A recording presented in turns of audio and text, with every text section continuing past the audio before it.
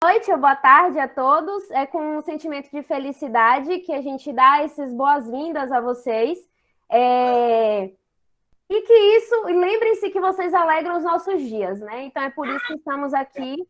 E é com essa sensação de alegria que eu vou ler essa mensagem para vocês. Então peguem todos os pontos que vocês pegarem dessa mensagem. O primeiro ponto, que Deus não permita que eu perca o romantismo, mesmo eu sabendo que as rosas não falam. Que eu não perca o otimismo, mesmo sabendo que o futuro que nos espera não é assim tão alegre. A gente que o diga, né? Que eu não perca a vontade de viver, mesmo sabendo que a vida é, em muitos momentos, dolorosa. Que eu não perca a vontade de ter grandes amigos, mesmo sabendo que com as voltas do mundo eles acabam indo embora das nossas vidas. Que eu não perca a vontade de ajudar as pessoas, mesmo sabendo que muitas delas são incapazes de ver, reconhecer e retribuir esta ajuda. Que eu não perca o equilíbrio, mesmo sabendo que inúmeras forças querem que eu caia. Que eu não perca a vontade de amar, mesmo sabendo que a pessoa que eu mais amo pode não sentir o mesmo sentimento por mim. Que eu não perca a luz e o brilho no olhar, mesmo sabendo que muitas coisas que verei no mundo escurecerão os meus olhos. Que eu não perca a garra, mesmo sabendo que a derrota e a perda são dois adversários extremamente perigosos. Que eu não perca a razão, mesmo sabendo que as tentações da vida são inúmeras e deliciosas. Que eu não perca o meu forte abraço, mesmo sabendo que um dia os meus abraços estarão fracos ou inexistentes. Que eu não perca a beleza e a alegria de ver, mesmo sabendo que muitas lágrimas brotarão dos meus olhos e escorrerão por minha alma. Que eu não perca o amor por minha família, mesmo sabendo que ela muitas vezes me exigiria esforços incríveis para manter a sua harmonia. Que eu não perca a vontade de doar este enorme amor que existe em meu coração, mesmo sabendo que muitas vezes ele será submetido e até rejeitado. Que eu não perca a vontade de ser grande, mesmo sabendo que o mundo é pequeno e, acima de tudo, que jamais, ou seja, jamais esqueçam que Deus te ama infinitamente, que um pequeno grão de alegria e esperança dentro de cada um é capaz de mudar e transformar qualquer coisa, pois a vida é construída nos sonhos e caracterizada no amor. Esperança, fé, independente da crença, devemos ter esses dois sentimentos. Então, gente, é com essa sensação de esperança, é uma palavra que eu carrego durante toda essa pandemia, é com essa sensação de esperança que a gente acolhe vocês hoje. Esperança de estarmos juntos, esperança de nos vermos, de nos abraçarmos, né? Nesse novo normal, que vocês vão ver que eu vou comentar um pouco, que isso seria um novo não, né? Deveria ser dessa forma que a gente vive hoje, mas enfim. E de antemão, só para explicar a vocês mais ou menos como vai ser o acontecimento de hoje, já já eu vou dar a palavra para a Gel, a gente vai trabalhar em 3 momentos diferentes, tá? Então, a gente vai trabalhar com esse primeiro momento, onde vocês vão ter novamente o contato com a microbiologia. Creio que muitos de vocês já passaram por essa matéria. E eu e Gel, a gente trouxe coisas bem legais para apresentar a vocês conceitos básicos, o que é que eu preciso saber sobre a microbiologia para chegar nos aspectos do coronavírus, né, que é o que a gente tem hoje. Tanto que antes da gente parar tudo na escola, eu chegava nas salas e dizia, vocês já estão sacudos de tanto ouvir a gente falar sobre o coronavírus. Mas a nossa realidade hoje é essa. E a gente da área da saúde, a gente não pode se cansar de falar sobre ele. Muito pelo contrário, a gente precisa o tempo inteiro trazer a pauta sobre o que a gente está vivendo, né? Porque isso vai engrandecer a gente em termos de profissionalismo. E lembrem-se que o que a gente vai pegar lá na frente vão ser as sequelas do que a gente está vivenciando hoje. Tá? Então, é com esse intuito que a gente vai trazer para vocês 3 momentos diferentes, onde esse primeiro momento a gente vai trazer um pouco dos aspectos microbiológicos e dos aspectos virais, né, relacionados ao coronavírus, aspectos gerais, claro. E depois a gente vai ter mais 2 momentos, um onde a gente vai falar dos diagnósticos. Então, eu sei que vocês têm muitos questionamentos relacionados ao diagnóstico, principalmente a turma de análise, né? Então, o IgM, o IgG, o que é que acontece, a sorologia, né, Gel? Então, são muitos pontos ainda que a gente vai abordar nas outras lives que a gente fará. E o último vai ser a parte do tratamento, que creio eu que seja uma incógnita também na cabeça de vocês. A questão das medicações, o que é que eu posso utilizar, o que é que eu não posso utilizar. Então, é com esse intuito, né, e com essa harmonia que a gente começa e que a gente inicia o dia de hoje. Sejam todos bem-vindos, né, estudantes de análises clínicas e de enfermagem. Essa live foi promovida para o eixo Ambiente e Saúde, e nós estamos muito felizes que vocês, de fato, abraçaram essa live, né? Nesse exato momento, a gente está com 83 pessoas aqui participando desse encontro, e a gente fica muito feliz e gratificante por esse momento aqui. Inicialmente, eu vou me apresentar, porque tem alguns alunos aqui que eu não conheço, a gente não teve ainda a oportunidade de se conhecer. Eu sou Karine Sandi, sou bióloga, professora do CETEP, e atualmente estou como articuladora do curso de análises clínicas, tá? E eu quero reforçar que é um prazer imenso mesmo ter vocês aqui com a gente, né? E isso, com certeza, vai nos motivar, e como a Tiana falou, já tem mais lives aí pensadas, né? Mais encontros como esse, com certeza vai ter, tá? Enquanto a gente estiver nessa pandemia, nós vamos continuar em nossas casas, nos protegendo, fazendo nossa parte, que logo tudo isso vai passar e a gente vai poder se encontrar novamente, tá? Inclusive, se não fosse essa pandemia, eu acho que certamente a gente estaria em festa na escola. Semana passada, dia 6 de setembro, foi comemorado o Dia do Técnico em Análises Clínicas. E quem é da casa sabe que a gente costuma fazer o evento nesse dia, né? E antes de começar a live, eu vou postar aqui um vídeo que nós do CETEP fizemos para homenagear vocês por esse dia, tá? Eu vou colocar aqui esse vídeo, antes de Tiana e Jéssica começar.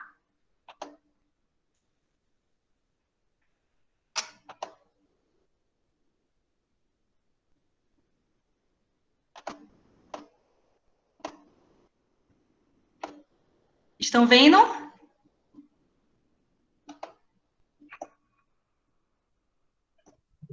Cara, só tem a... Começaram a ver? Não, só tem o card.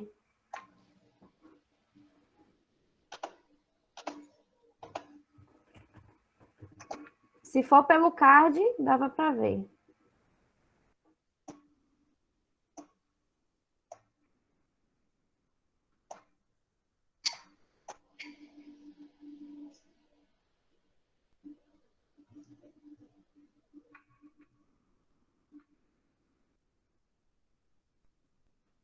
Será que estão vendo?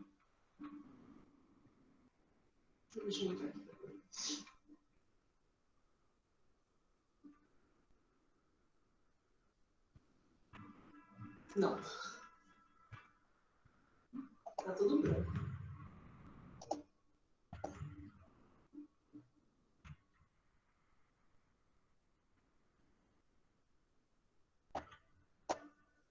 Com certeza não. Você não falou nada, não sei o que tá conseguindo. Estão conseguindo ver? Não, Kari. Não.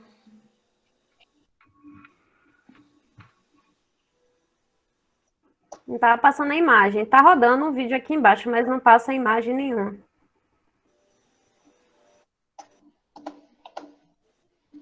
Bom, daqui a pouco, vou aqui tentando aqui novamente. Daqui a pouco eu passo. Deixa eu... Aqui para mim está passando. Enquanto isso, né, eu vou tentando aqui. Eu quero agradecer aos professores que estão aqui participando, agradecer a toda a equipe do CETEP, agradecer a Isis, nossa coordenadora maravilhosa, agradecer a nova gestão da escola. Não sei se vocês sabem, mas nós estamos com novos professores, aliás, professoras na gestão, a professora Ivana e a professora Cristiane. Então, muito obrigada à nova gestão por estar conosco nesse momento. E agora eu vou, né, chamar essas professoras para dar saudações a vocês. Professora Ivana, professora Cris.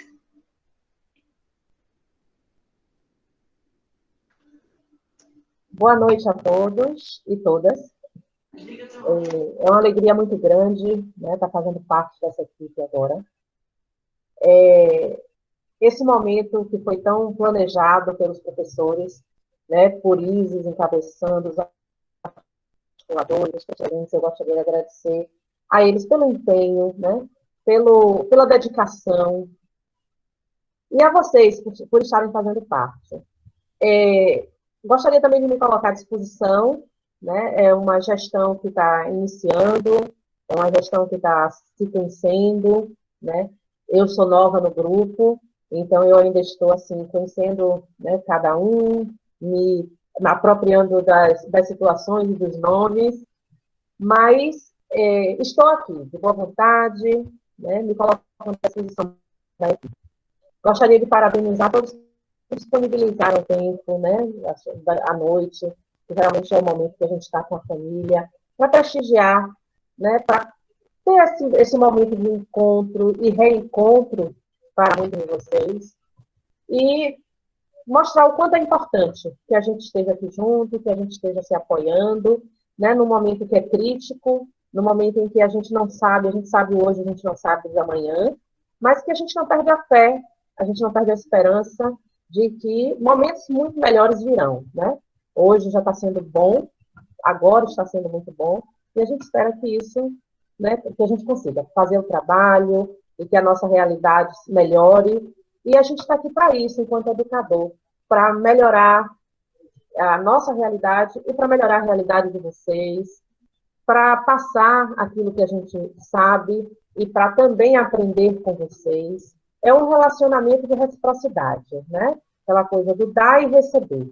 Então, professor, gestor, é assim, a gente vai convivendo com o aluno, ensinando e aprendendo, é uma troca. E a gente está aqui se colocando à disposição. Muito obrigada. Boa noite. A Procrista? Boa noite a todas, todos e todes. Alguns aqui eu já conheço, foram meus alunos.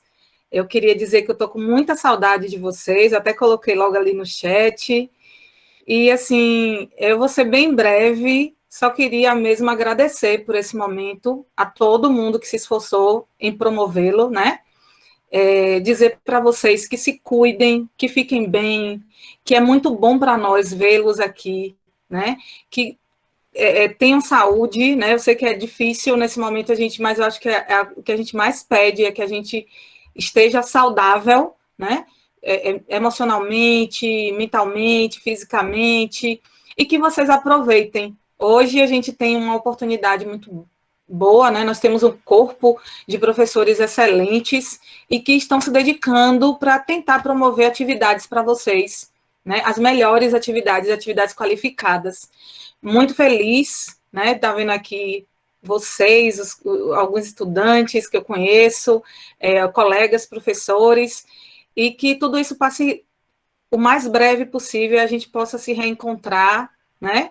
Deixar um abraço aqui para cada um e aproveitem bastante a noite, aproveitem cada momento. Um abraço.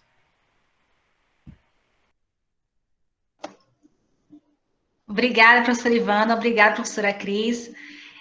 Então, agora eu vou chamar, né, a professora Tiana, biomédica, professora da casa, orientadora de estágio, e a professora Jéssica, também biomédica, também professora da casa, para bater um papo, né, para uma conversa sobre os aspectos microbiológicos, com ênfase no coronavírus, né, que causou essa pandemia que nós estamos vivendo. Então, agora é com vocês, Tiana, Jéssica.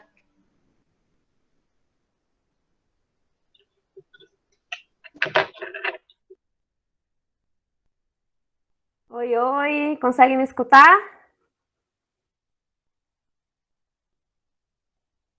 Tudo ok? Pronto. Estou escutando, Tim. Pronto, Gel. Gel tá aí também? Tá. Oi, Gel, quer dar alguma boa palavrinha? noite.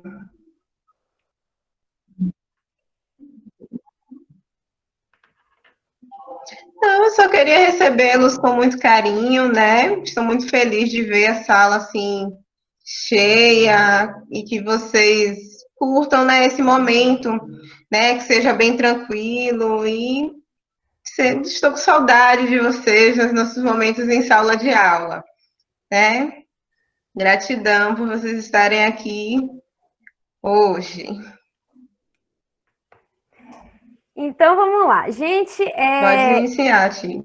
eu e professora Jéssica, vocês vão ver que eu vou chamar de Gel, mas enfim, a gente preparou um momento bem legal, onde a gente possa discutir, então vocês vão ver que a aula de hoje, né, ela vai ser bem mesclada, onde eu e Jéssica, a gente vai interagir junto com vocês. Então, fiquem à vontade para os questionamentos, Kari, acho que já está aí ativa, né, para estar anotando, e qualquer dúvida, qualquer coisa, eu quero que vocês sintam-se à vontade para tirar, tá? Vou projetar aqui um slidezinho que a gente arrumou para vocês, e a gente vai trabalhar inicialmente, né, com esses aspectos microbiológicos que a gente estava comentando desde o início. Vocês conseguem visualizar os slides? Não. Ainda não, né? Não. Vai conseguir por agora. Que eu estou aqui em dois esqueminhas aqui para ver se tudo dá certo.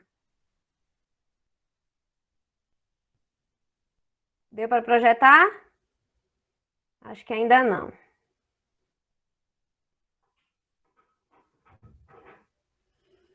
Estão conseguindo visualizar, então? Porque pelo meu celular não consigo. Ainda não, né? Não. Deixa eu ver se eu consigo projetar novamente aqui.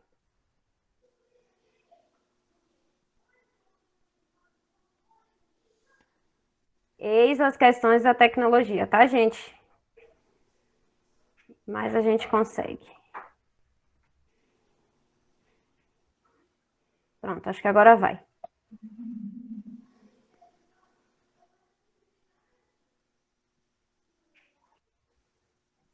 Agora sim, Tiana. Pronto.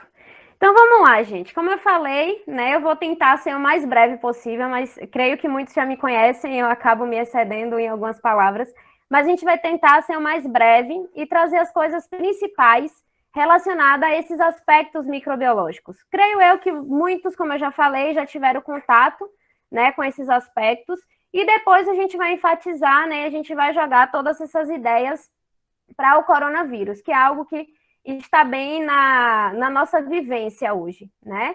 Então, nas questões dos aspectos microbiológicos, vocês vão ver que a gente vai trabalhar com diversas características para a gente entender qual o princípio da fisiopatologia do coronavírus. Então, antes da gente abordar para vocês qualquer tipo de diagnóstico, qualquer tipo de tratamento, a gente precisa primeiro explicar quais são os principais aspectos, quais são os principais pontos a serem abordados, quais são os principais conceitos, para depois a gente começar a tentar mostrar para vocês, né, a questão do diagnóstico, como eu consigo interpretar, e além disso, entender um pouco dos tratamentos e da fisiopatologia, que a gente já sabe, é uma incógnita também muito grande e que não tem nada ainda extremamente certo relacionado a essas coisas aí, frente ao coronavírus. Então, nesse aspecto microbiológico, inicialmente, como eu falei para vocês, a gente vai trabalhar com alguns conceitos que são muito importantes e que a gente não pode deixar eles para trás. Gente, como tem enfermagem e análises clínicas aqui, esses conceitos que eu vou falar agora para vocês são conceitos que não podem sair da nossa cabeça, né? Que são dois conceitos extremamente importantes, que é o que seria infecção e o que seria inflamação. E são dois conceitos que isso eu falo em todas as minhas aulas, seja aqui ou em outros lugares que eu ministro aula, são coisas que a gente precisa ter em mente. São dois aspectos totalmente diferentes, tá? E que isso vai interferir no prognóstico do paciente. Então, inflamação, o que seria o aspecto da inflamação? O que seria o aspecto da infecção? Tá? Então, visivelmente, a gente já consegue perceber que são dois aspectos totalmente diferentes. A inflamação ela tem uma característica de vermelhidão, né? A gente não vê secreção nas inflamações. Lembrando que inflamação é a característica mais tecidual, é uma lesão que você tem por algum tipo de acidente, né? Provocado por alguma pancada, enfim, ou pode também ser provocado por algum tipo de micro-organismo, que a fisiopatologia do coronavírus ele vai trazer isso para a gente, né? E que a gente vai precisar também entrar um pouco na imunologia, para vocês tentarem compreender um pouco de como essa patologia ela ocorre e como ela vai agir no nosso corpo, tá? Então, eu trago para vocês as características inflamatórias, como eu já falei, né? A principal característica é o calor, o rubor, o tumor e a dor, né? Então, essas são as principais características que a gente pode perceber numa inflamação. Então, isso, gente, é importante também para a questão do diagnóstico. Então, são dois medicamentos, são duas medicações totalmente diferentes, onde a inflamação, a gente já sabe que utiliza anti-inflamatório e a infecção, a gente utiliza os antibióticos. E isso é de importância porque eu já tive um exemplo de um paciente que passou 5 anos fazendo tratamento com antibiótico. Porém, quando foi ver, após 5 anos, ele tinha uma inflamação. E, claro, quando começou a utilizar o anti-inflamatório, toda a sintomatologia do paciente foi cessada. Então, para vocês verem que essas características, né, de infecção e inflamação, elas precisam ser compreendidas e elas precisam ser devidamente diagnosticadas, tá? Então, exemplo, eu estou em casa morrendo de dor de garganta. Observa, tem uma característica de pus ou só tem vermelhidão? Porque a vermelhidão é característico de inflamação, certo? É aquela característica irritativa, lesão tecidual, mas não tem invasão por micro-organismo. Se tiver invasão, aí já vem a característica de purulência e tudo mais, tá? Algum questionamento, alguma dúvida? Creio eu que não. Então, a gente vai passando. O próximo conceito que eu trago para vocês é o conceito da infecção. Então, se vocês observarem nas imagens, vocês vão ver que eu só vou trazer muitas imagens para a gente observar. Então, na imagem, a gente já consegue ver uma característica de uma lesão totalmente diferente de uma inflamação. A gente vê uma característica de purulência, né? A gente vê um exudatozinho, a gente vê presença de micro-organismos, tá? E que isso tem tudo a ver não apenas com bactérias, tá, gente? Então, existem vários tipos de agentes patogênicos, que é um dos aspectos também que a gente vai falar lá embaixo. Então, vocês conhecem, creio que já passou pela microbiologia, conhece que existem vários agentes patogênicos, como bactérias, fungos, vírus, tá? Além disso, protozoários. Então, são todos os micro-organismos que podem encontrar uma porta aberta, ok? Então, por que a gente está utilizando máscara hoje? Porque a gente precisa fechar uma porta de entrada para o vírus, né? Então, se a gente retira a máscara, a gente está com uma porta aberta para a entrada do vírus em nosso organismo. E automaticamente a gente entra na fisiopatologia, que é o próximo ponto que a gente vai abordar na aula de hoje. Então, lembrem-se, gente, que nos aspectos de infecção, a gente tem várias coisas que a gente denomina de fomites. Então, para quem já me conhece, principalmente na matéria de microbiologia, a gente trabalha muito com essa questão de fomites. O que seria isso?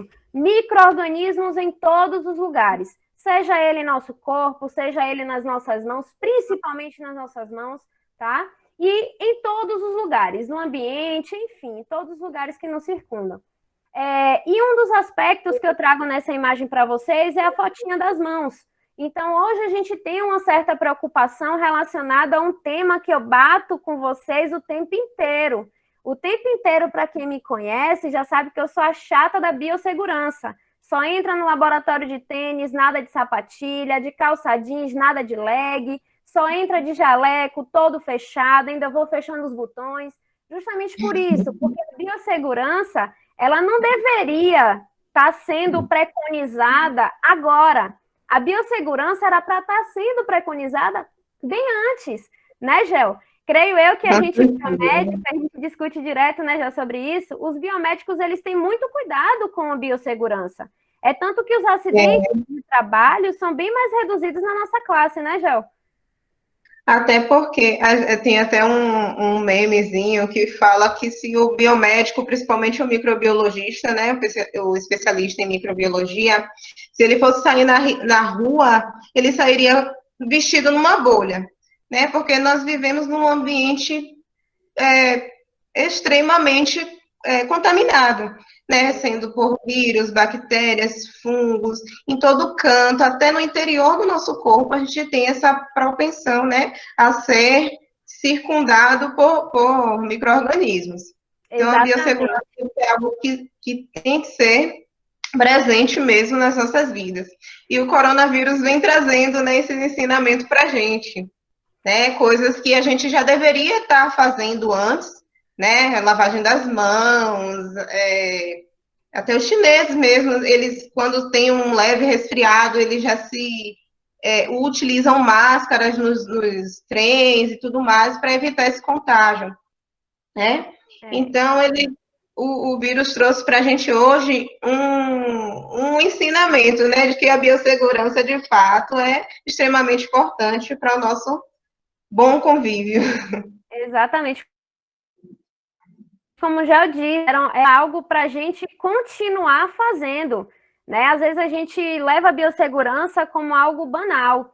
Então, essa questão de, eu vejo na casa da minha mãe, vamos chegar com saco, jogar álcool gel no saco todo do mercado, jogar álcool gel no alimento para a gente remover a quantidade de vírus que está ali. Gente, mas se a gente for pensar, existe muito mais micro-organismos do que o coronavírus e que causam também doenças devastadoras, né? Ou de maior qualidade. Exatamente, patologias devastadoras. Então, assim, a gente precisa tomar cuidado não apenas em época de pandemia, mas sim no geral. Hoje em dia, a gente chega no lugar, né, gel, pega no dinheiro, passa álcool gel.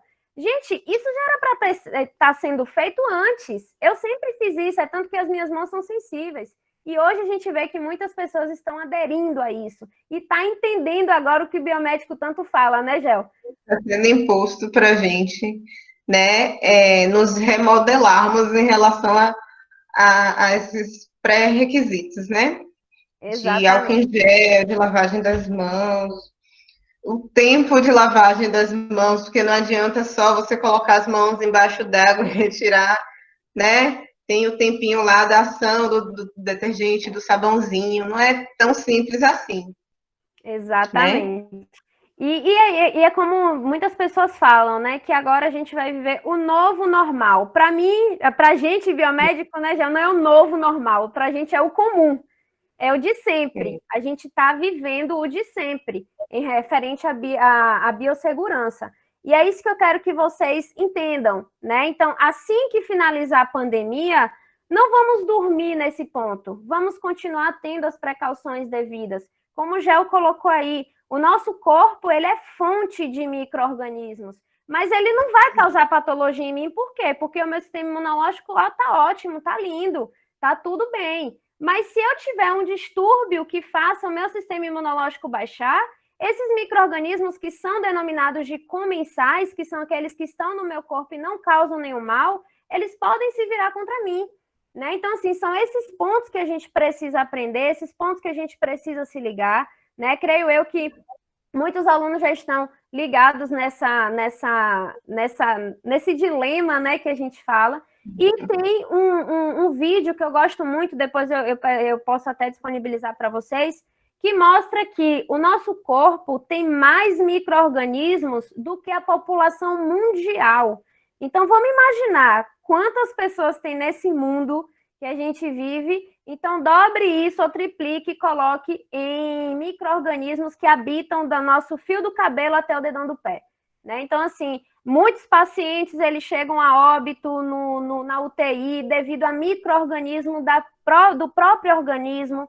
Né? Então, vocês vão ver exatamente a questão da septicemia, vocês vão ver a questão de infecção de traqueostomia, infecção generalizada relacionada ao uso de catéter, o pessoal de enfermagem está muito ligado nisso.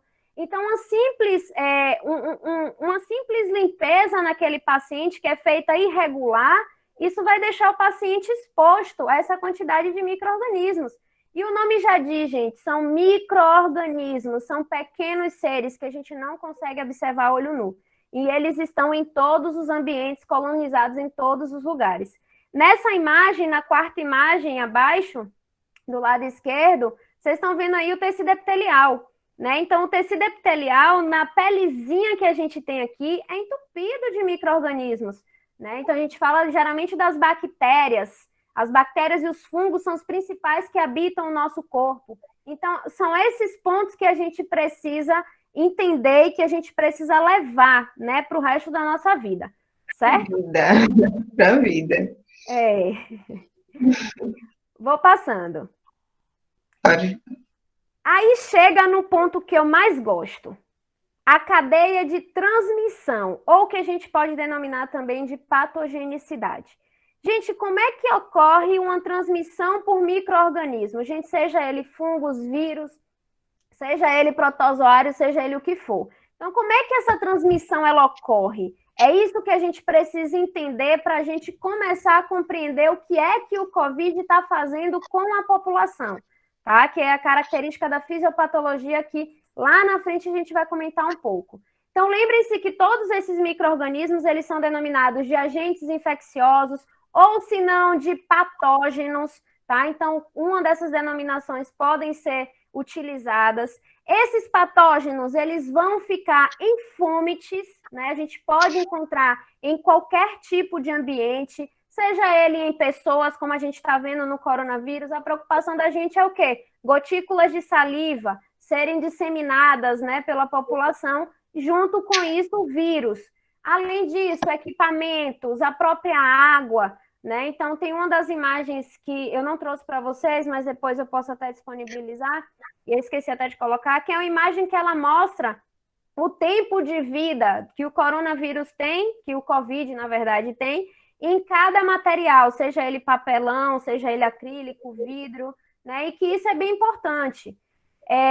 Além disso, né, então lembre-se que primeiro eu preciso ter os micro-organismos, ou agente infeccioso ou patógeno, e esse patógeno ele vai ser disseminado por alguma fonte, né? Então, essa fonte ela pode ser denominada de reservatório, né? Ou outras denominações que a gente pode estar citando. Vetores, exemplo, formigas é um dos principais vetores em gel dentro de hospital para levar micro-organismos para todos os pacientes. E que isso a gente denomina de infecção cruzada. Então, uma simples formiguinha, uma simples mosca, elas podem pousar no paciente, pegar a bactéria de um paciente e levar para outra. Então, por isso que a gente precisa tomar cuidado com todos os pontos que a gente... Eu acho que a gente até imagina, né? A gente precisa tomar cuidado. Por onde a formiga passou. É o que, Gel? É aquela formiguinha que passa por diversos locais, né? E acarreta, ela vai levando, né? Ela pode levar vírus, ela pode levar bactéria, né? Ela pode levar esses micro-organismos que para o paciente, um paciente imunocomprometido, um paciente de UTI, por exemplo, aquilo dali é uma bomba para ele, né? Se esse vírus ou bactéria que essa formiga, a mosquinha está acarretando, ele se dissemina no corpo desse paciente, pode ser fatal, né? Então, toda essa sistemática depende muito do nosso sistema imunológico, né? Para a gente, né, saudável, o sistema imunológico tá ali ok, né? Aquela formiga faz bem para os olhos, vamos dizer assim. Mas para um paciente imunocomprometido, né, com o sistema imunológico fragilizado, ali pode ser, né, a porta de para morte mesmo. É muito perigoso. Exatamente. E assim, nesse ciclo, né, nessa cadeia de transmissão, a gente já viu que precisamos do patógeno, do reservatório e das vias de eliminação, que automaticamente o que a gente vê no coronavírus hoje é justamente a questão das secreções, né, as gotículas de saliva que podem ser disseminadas. Então, a via de eliminação nada mais é que a disseminação dos micro-organismos para outros locais, ok? Além disso, a gente precisa entender quais são as formas de transmissão, então, como é transmitido esse vírus. Gente, hoje a gente já está no nível onde a gente não sabe mais como é que está sendo feita essas transmissões. Existem vários estudos sendo feitos, eu estou estudando e elaborando alguns artigos sobre isso. Eu trabalho com a população imunocomprometida, né? A gente está querendo saber... Claro que a gente sabe que o sistema imunológico ele tem muito a ver com isso, mas a gente está querendo traçar um perfil dessa população para a gente saber como é que a gente pode atuar, né? Então, minha pesquisa é basicamente nesse nível aí. Então, essa questão das formas de transmissão também é algo que está sendo estudado. Então, hoje a gente vê pessoas dentro de casa se contaminando mais do que fora. Então, assim, são coisas e são pontos que a gente precisa tentar encaixar, né, para saber o que é que está acontecendo relacionado ao Covid. Então, são coisas muito importantes que a gente precisa estar pautando. Então, a fonte de transmissão, seja ela contato direto, nada de pegar na mão. Antigamente, a gente gostava muito disso. Gente, é uma coisa que eu vou confessar a vocês. Está sendo muito doloroso para mim. Para quem me conhece, eu gosto de abraçar, eu gosto de pegar na mão, eu gosto de conversar muito. Isso está sendo muito doloroso para mim. Eu estou tentando fazer alguns tipos de tratamentos justamente psicológicos, justamente para me lidar com todas essas situações, né? Principalmente da aula, porque eu sou muito de gesticular, de andar, então são coisas que estão sendo bem difíceis para mim, mas que a gente vai se adaptando, né? Então nós somos seres humanos e o ser humano é adaptável. Então é isso que eu estou procurando fazer. Então existem várias formas de transmissão, então contato direto, ingestão de alimentos, os próprios fomites, como eu falei para vocês, o saco, o papelão, enfim, um monte de coisas que podem ser consideradas fomites, o próprio celular, gente, vão na rua, traga o celular, passa um álcoolzinho no celular, não deixa ele do jeito que vocês trouxeram da rua, chegou da rua com a roupa, troca, bota outra e bota essa para lavar, né? Então, tudo isso são fontes de transmissão e que a gente precisa estar bem ligado, tá bom? Além disso, a gente precisa saber quais são as principais vias de penetração. É via mucosa? É via trato gastrointestinal? É via trato urinário? É via trato respiratório? É alguma lesão que isso vai ser uma porta aberta para a entrada do micro-organismo? Então, são pontos que a gente precisa entender. Então, lembrem-se que via de penetração são portas abertas para a entrada de micro-organismos. O pessoal de enfermagem trabalha com cobertura de feridas. Então, aquilo ali é uma porta aberta para a entrada de micro-organismo. Então, se não tiver devidamente limpa, né? Se não tiver devidamente com a utilização dos medicamentos que precisa colocar ali para evitar a contaminação, automaticamente o paciente ele vai sair de um estágio de homeostasia, ele pode passar para um estágio muito pior, certo? Um estágio de melhora, na verdade, ele pode passar para um estágio muito pior. E, além disso, é um dos pontos que a gente mais precisa se preocupar hoje, relacionado ao COVID, são os hospedeiros suscetíveis, né? Então, são os hospedeiros que possuem uma série de comorbidades, então, hospedeiros com diabetes, com hipertensão, hospedeiros com hábitos de vida que interferem no funcionamento de órgãos, exemplo, pacientes fumantes, pacientes alcoólatras, que tudo isso vai fazer uma irregularidade no sistema imunológico. A Tiana fala tanto de sistema imunológico, mas obviamente, creio que vocês já entendam que o sistema imunológico é o nosso sistema de defesa, né? Então, a gente tem um sistema que vai tentar nos defender da entrada de agentes estranhos ou agentes patogênicos, tá? E isso é incrível. Se eu for falar aqui do sistema imunológico, a gente vai passar a noite inteira, até porque o sistema imunológico ele é lindíssimo, ele consegue reconhecer o que é próprio, então por isso que todo mundo não consegue ter, né, doenças autoimunes, enfim. São muitos pontos a serem abordados relacionados à imunologia. Mas, nesse instante, quando a gente for falar um pouco da fisiopatologia, a gente vai conseguir compreender melhor como é que esse COVID ele pode atuar nesses pacientes suscetíveis. Mas é justamente essa classe que a gente precisa se preocupar. Tiana, me preocupo comigo? Me preocupo muito. Mas eu me preocupo com o que eu posso levar para a minha avó, que tem 92 anos de idade, para o meu pai, que é diabético e hipertenso, para a minha mãe, que é fumante. Então, são esses pontos que eu gosto muito de abordar. Então, eu me cuido não só por questão própria, mas por questão familiar, por questão das pessoas que me envolvem. Meu sogro, ele está na idade também, minha sogra, então são pessoas que a gente precisa preservar a vida, né? Então, são esses pontos também que a gente precisa abordar, tá? Alguma coisa, já acrescentar? Não. Quero ver se tem alguma perguntinha aqui, Alguma pergunta, gente? Estão muito quietinhos. Até agora no chat não tem nenhuma pergunta, né? Eu não sei se isso é bom ou se isso é ruim, cara. Mas a gente estão tímidos? Eu tenho uma pergunta aqui. Pode fazer, João. Que dia é hoje? Ai, meu Deus. Tinha que ser. Gente. O melhor dia do mundo, onde a gente está se encontrando. Enfim. Então, eu vou seguindo o fluxo, gente. Qualquer coisa, vocês podem estar falando aqui, fazendo algumas questões. Tem uma pergunta de Sidney aqui. E sobre quem já teve, pode se contaminar novamente? Sidney, boa pergunta. A pergunta que não quer falar. Exatamente, boa pergunta. Sidney, é o seguinte, eu e Jéssica, né, Gel? Como a gente mora perto, sempre a gente se encontra, aí o papo da gente é coronavírus. A Então, discussão assim, é essa. exatamente. A discussão é exatamente essa, a discussão de outros profissionais, a discussão das pessoas que já estão estudando em cima disso, é justamente essa. Pessoas conseguem produzir, né, no conceito bioquimicamente falando, imunologicamente falando, as pessoas conseguem produzir IgG, né, que são imunoglobulinas que vão combater no segundo contato.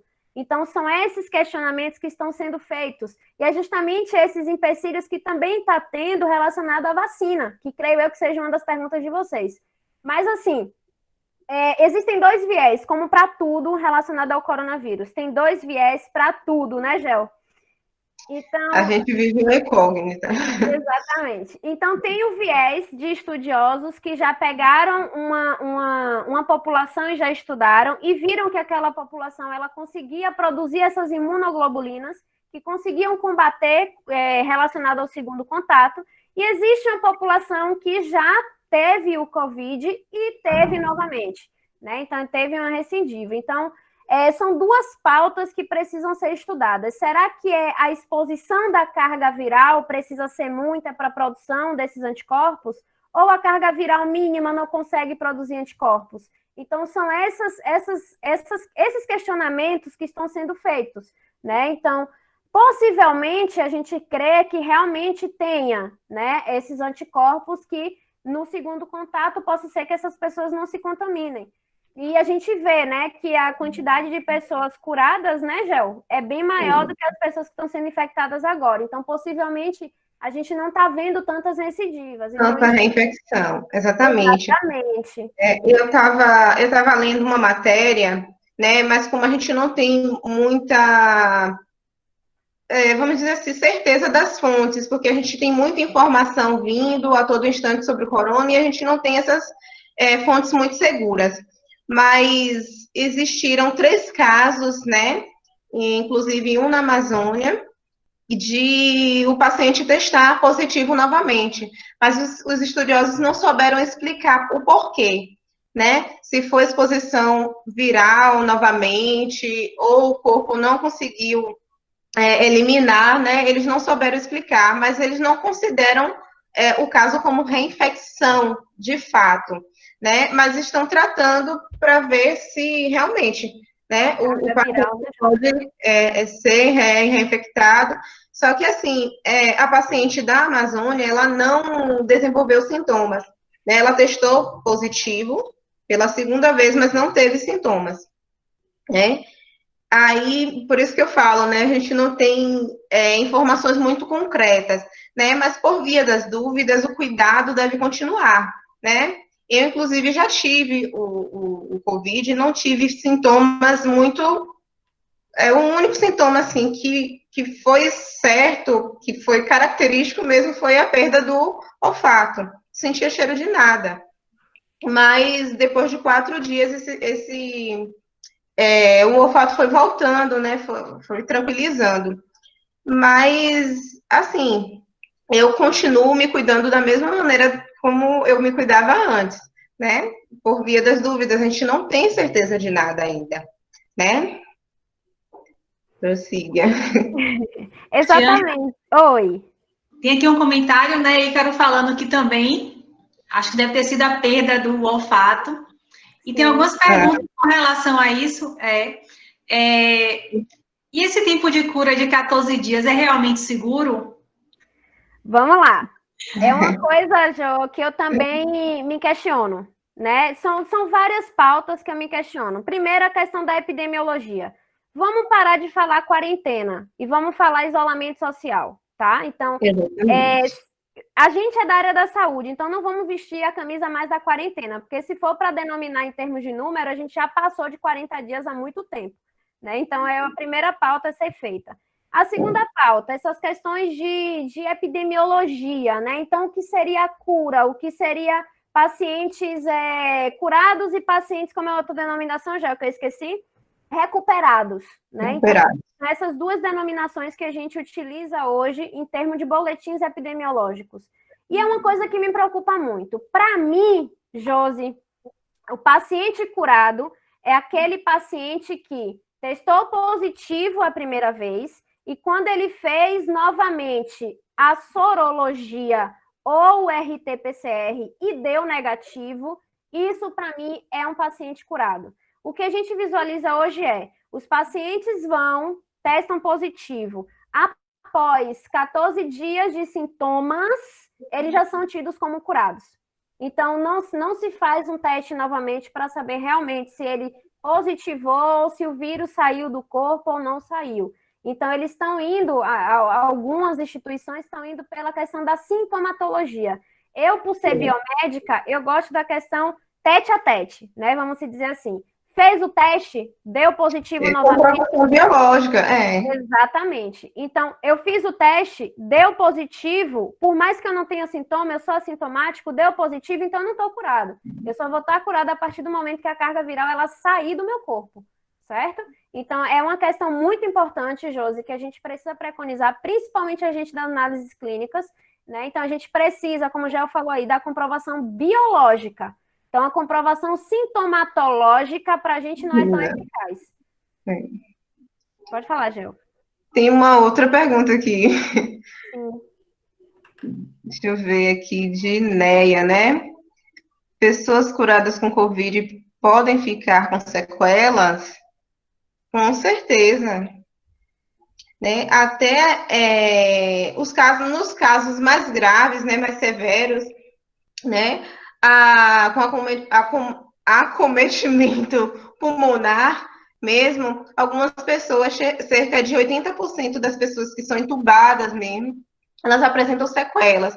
E, inclusive, gente, a recuperação do entubamento é muito mais complicado do que a sintomatologia do Covid, né? A recuperação da pessoa entubada dura cerca de 1 ano, e com fisioterapias e tudo mais, né? Além do comprometimento pulmonar, a gente também pode falar do comprometimento cardíaco, porque alguns vírus, né, o Covid mesmo, ele tem tropismo também por células cardíacas, e também, por isso que a gente coloca os cardíacos também no grupo de risco, né? Pode ocorrer também lesão cardíaca, né, e comprometer a função do coração, né? Então, sim, ocorrem lesões, ocorrem sequelas no paciente curado. Em casos mais leves, eu já ouvi relatos, né, do paciente não conseguir mais, o olfato não voltar mais, ou voltar de uma maneira muito singela, só conseguir sentir o cheiro se tiver o aroma muito próximo, né? E o paladar também, né? Então, eu tive alguns relatos de pessoas próximas, né, de que tem sim sequelas. E essa questão da sequela que já traz, né? Principalmente os cardíacos, é bem importante. E isso perpassa, né, galera, da anatomia? Isso perpassa pela anatomia. Então, se qualquer tipo, na verdade, qualquer tipo de infecção pulmonar, ela pode cair na corrente sanguínea. Então, lembre-se que pequena circulação, grande circulação, né? Então, coração, pulmão, coração, né? Então, lembre-se do envolvimento deles em relacionado à circulação sanguínea. Então, o vírus, ele pode sim ir para qualquer parte do corpo. Então, esses estudos também que estão sendo feitos. Então, quanto tempo esse vírus ele consegue se espalhar para outros locais, né? Então, justamente por ele conseguir ganhar a corrente sanguínea, são muitos pontos que estão sendo abordados. Quantos órgãos ele pode comprometer? Né? Ele pode comprometer o rim, ele pode comprometer o coração, ou quais outros, né, podem ser comprometidos? E, além disso, só acrescentando mais uma sequela, hoje os pacientes com Covid já têm estudos odontológicos que os pacientes com Covid têm uma propensão muito grande de terem doenças periodontais, né? Então, as periodontites aí também, elas estão sendo envolvidas como sequela do Covid. Então, lembrem-se, gente, é uma coisa que eu gosto muito de dizer na área da saúde. A gente não é uma caixinha de fósforo. tá? Então, a gente é um todo que a gente precisa se investigar e se analisar do fio do cabelo ao dedão do pé. Qualquer defeito que der na máquina, a gente precisa ver em todos os cantos o que é que está acontecendo. Senão, a gente vai ter sequelas e não sabe de onde veio. Exemplo, a chikungunya, ela ataca as articulações. Hoje, minha mãe não consegue movimentar as mãos. Então, é a sequela que a chikungunya deixou. Eu também tenho esse problema, porque eu tive a chikungunya, né? Então, se a gente não entender o que é o patógeno, né, e a gente não entender o que é que ele pode deixar de sequelas, a gente não vai conseguir tratar o nosso paciente, né? Então, é uma pergunta muito boa que Neia colocou aqui. E uma coisa também que eu vi aqui, um ponto que Giovana colocou, que é o seguinte, falando de sintomas, varia muito de pessoa para pessoa. Isso é um ponto importantíssimo. A gente vê que existem muitas especulações que acabam aterrorizando a gente e que acabam dizendo, todo mundo vai morrer se pegar o Covid, né? Então, não é assim, gente, não é assim. Claro que a gente vai tomar todas as precauções possíveis, mas se a gente ficar também atordoado, vai acontecer o que está acontecendo com minha mãe. Minha mãe teve problemas psicológicos muito sérios justamente por causa da questão da mídia. Então, a gente precisa tomar cuidado como a gente fala e o que a gente fala, o que a gente vê, né? Porque isso tudo pode comprometer o nosso psicológico, a gente não consegue viver legal, não, né? Então, eu falo direto, né? A gente vai ter também, né, muitas sequelas psicológicas e neurológicas. E outra coisa importante, vamos lá, gente, a gente já falou, acho que a aula toda, Gel, só nisso aqui. Exatamente. Uma coisa importante que a gente pauta direto também é o cuidado com a utilização das máscaras. Gente, o CO2, ele foi feito para ser eliminado, ele não foi feito para ser inspirado novamente. Se vocês colocarem aí no Google, que vocês consideram pai, né? O pai esqueci agora, mas o Google, vocês botam lá para pesquisar tudo, pesquisem aí, sequelas do CO2 para vocês verem o que é que o CO2 faz com a gente. O CO2 ele é tóxico, então ele pode dar tontura, ele pode dar náusea, ele pode dar uma série de complicações. Exemplo, trabalhei o dia inteiro com a máscara, cheguei em casa morrendo de dor de cabeça. Vou lá e tomo um Dorflex. Gente, foi a quantidade de CO2 que você pode ter inalado. Então, aí é outra sequela também. Podem-se ter várias sequelas neurológicas referentes à utilização da máscara. E não apenas do vírus, né? Então, referentes aos cuidados que a gente está tomando. Então, evitem realmente sair, porque se você sair, você vai ter que usar máscara. E se você usar máscara, você pode estar inalando esse gás, e que esse gás ele é tóxico para a gente. Né? Então, são vários pontos, gente, que a gente precisa tomar cuidado e que a gente precisa realmente levar isso a sério, tá? João bota aqui em Jaquiriçá só estão dando 8 dias de isolamento, 8 dias não é muito pouco, não. Depende, João, da carga viral que o paciente foi exposto, que é algo que a gente vai falar lá na frente. Então, tudo isso perpassa da carga viral. Quanto maior, mais tempo no organismo. Quanto menor, menos tempo no organismo. Então, tem todos esses protocolos que ainda devem ser seguidos. E o que me preocupa é você dizer, né? 8 dias de isolamento. Se você disser para uma pessoa, né, Gel, que é altamente imperativo, 8 dias de isolamento, no 7º dia ele já está saindo. Então, quanto mais você estende o prazo de isolamento desse paciente, mais cuidados possa ser que ele tenha. Né? Então, são essas coisas que a gente precisa tomar cuidado também referente à saúde. E uma coisa importante também que eu gosto de pautar é a questão das sintomatologias, gente. Não são todas as sintomatologias que são características do COVID, tá? Então, eu tive um caso na família, tô com diarreia, foi para a unidade, hein, Gel? Chegou lá e disseram que coronavírus, foi lá e colocou. Sugestivo. A família toda teve que ser testada. Exatamente. Todo mundo teve que ser testado, e quando e na verdade eu cheguei e falei, eu disse, o que foi que aconteceu?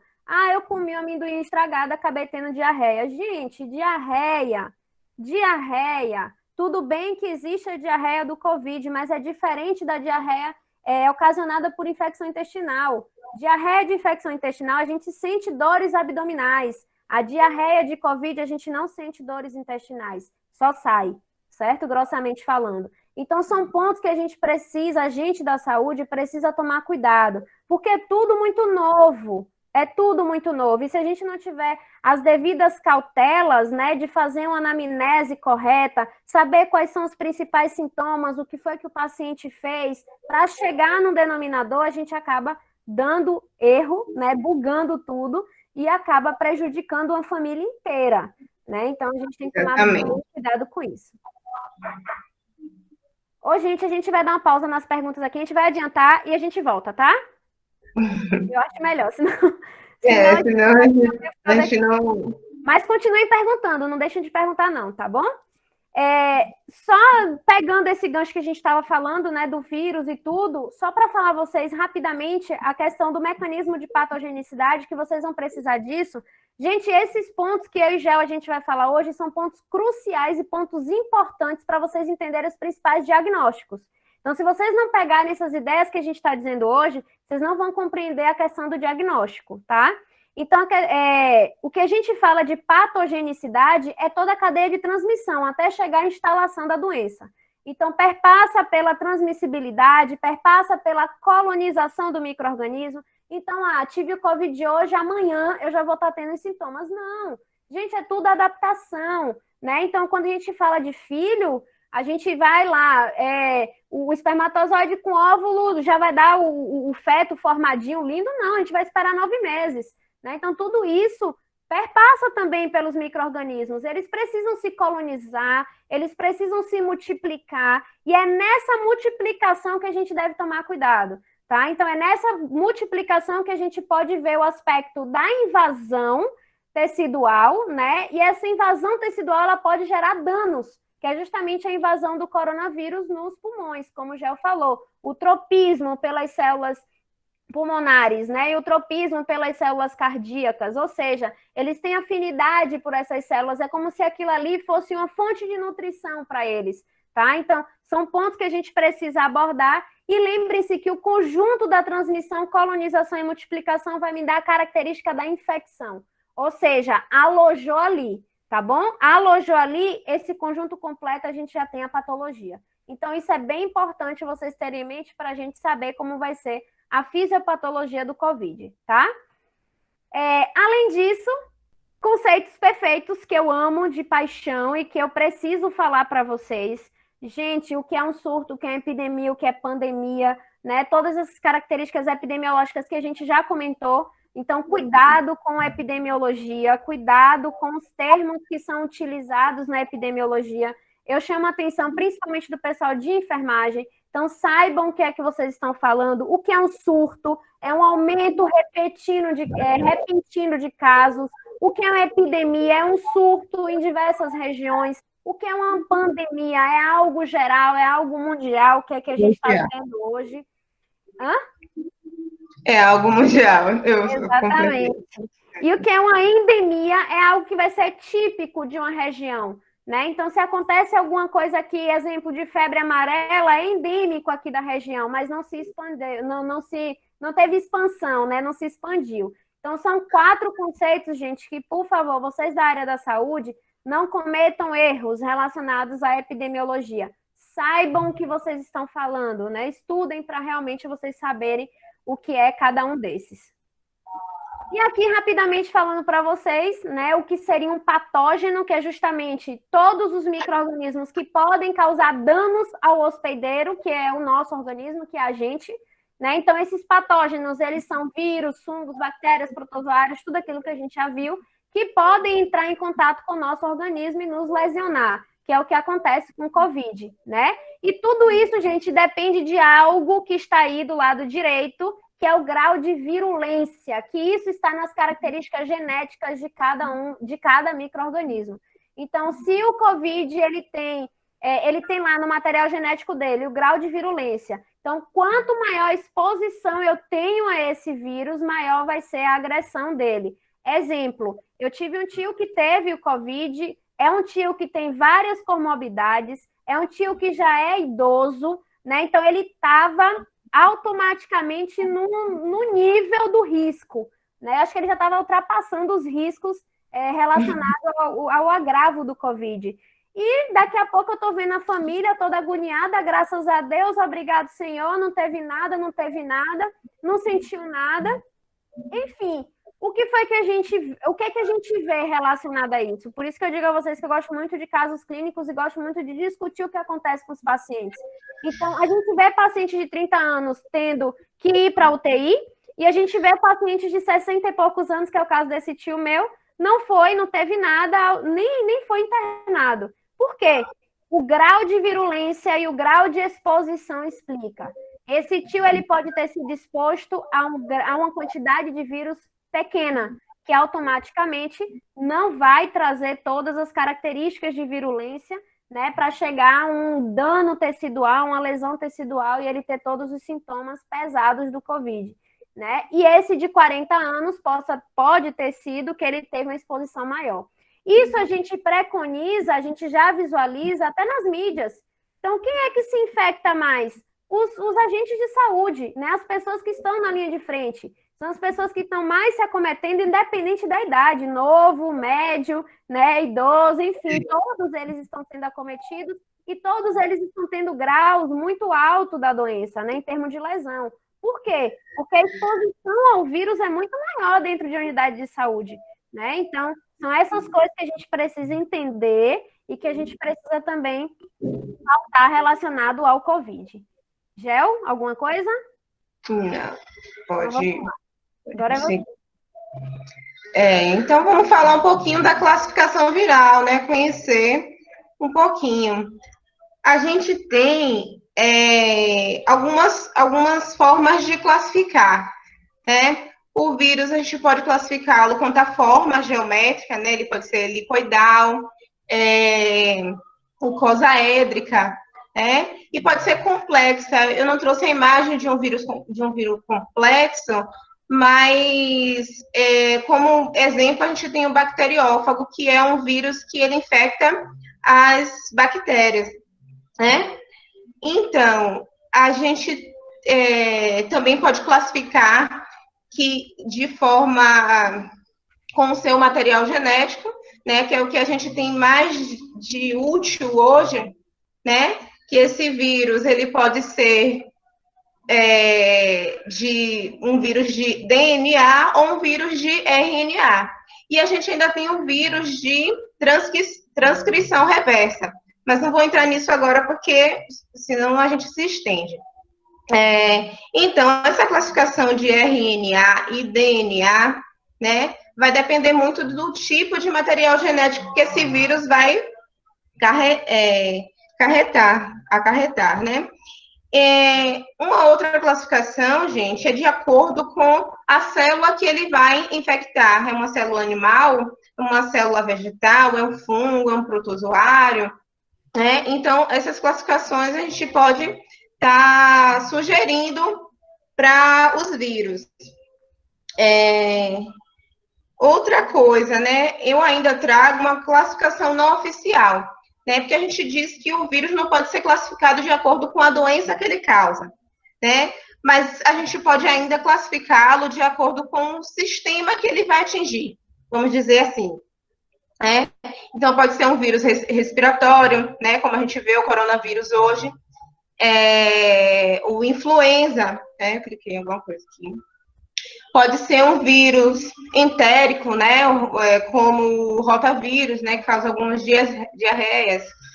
E temos uns vírus oncogênicos também, que são aqueles vírus que conseguem modificar o material genético da célula humana, né? Causando tumores, como a gente tem o papilomavírus, né?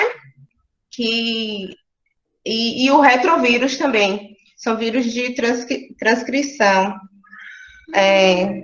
Aí eu trouxe só um textinho, né, da origem da palavra vírus, né, que significa fluido venenoso ou uma toxina, que de fato, né, o vírus é algo, né, que vem para, vamos dizer assim, é uma coisa bem simples, a gente nem considera como um ser vivo, mas que vem e pode causar grandes danos, né? Como a professora Tiana falou, dependendo muito do grau de virulência desse vírus, algo tão pequeno pode ocasionar a morte, né, de várias pessoas. E a gente trouxe aqui uma outra informação epidemiológica, né? Que de 1.739.600.000 espécies de seres vivos, 3.600 representam os vírus, né? Espécies de vírus. Eu trouxe também na imagem algumas representações, né, das classificações geométricas desses vírus. Passa para mim, Ti? E aqui um pouquinho do histórico, né, do coronavírus no mundo, né? Primeiramente, a gente estava conversando, né, Tiana, que o coronavírus ele não é novo coronavírus, como a mídia vem falando, né? A gente já tem relatos do coronavírus em meados de 1960, né? Foi quando a gente conseguiu classificá-los, né, em família e classificá-los quanto as espécies, né, que temos alfa coronavírus, beta coronavírus, né? E hoje a gente já conhece as SARS-CoV, né? E a MERS-CoV, né? E nesse histórico a gente pode constatar que em 2002 já houve uma pequena epidemia, né? Que causou a síndrome respiratória do Oriente Médio, né? A MERS, e o isolamento desse vírus ocorreu em 2003.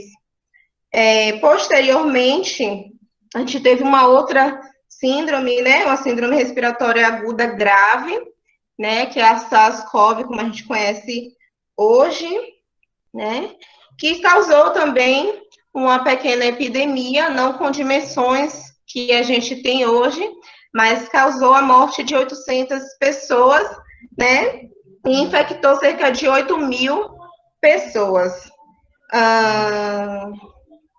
Eu estou com um roteirinho aqui, viu, gente, para não me perder. Então, e esse caso mais recente, né, do corona, que a gente viu, né, que ele foi isolado, né, o novo coronavírus foi isolado no final de 2019 em Wuhan, na China, e relatos afirmam que esse vírus apareceu devido ao consumo de animais silvestres, né, mais especificamente os morcegos ou pangolim, né, que é uma espécie de mamífero semelhante ao tatu, né? Então, o consumo desses animais foi o que desencadeou essa epidemia, essa pandemia, né?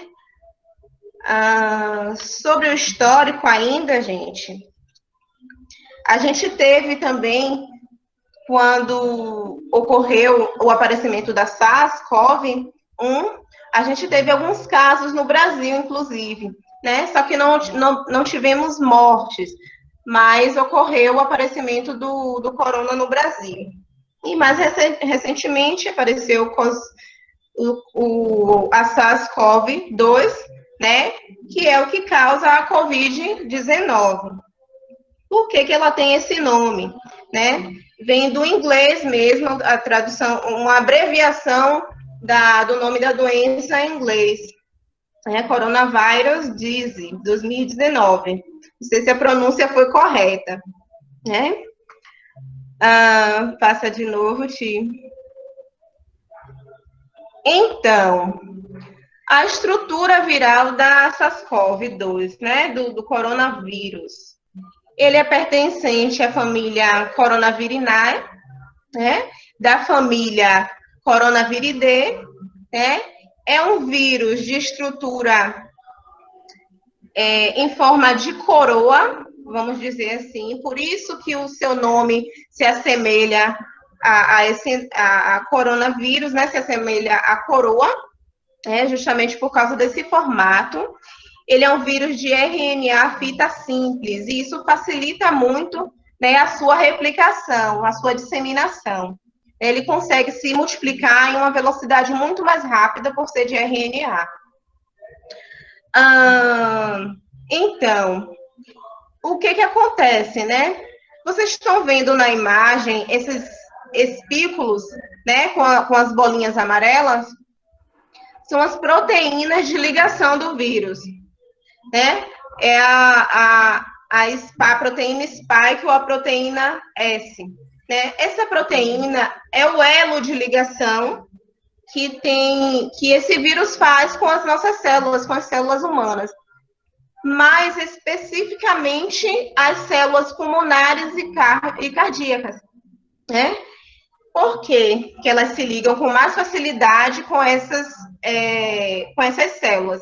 Né? Justamente pela presença do receptor de membrana, a enzima ECA2, né? Que é uma enzima que ela está presente, né, nas nossas células pulmonares e nas nossas células cardíacas.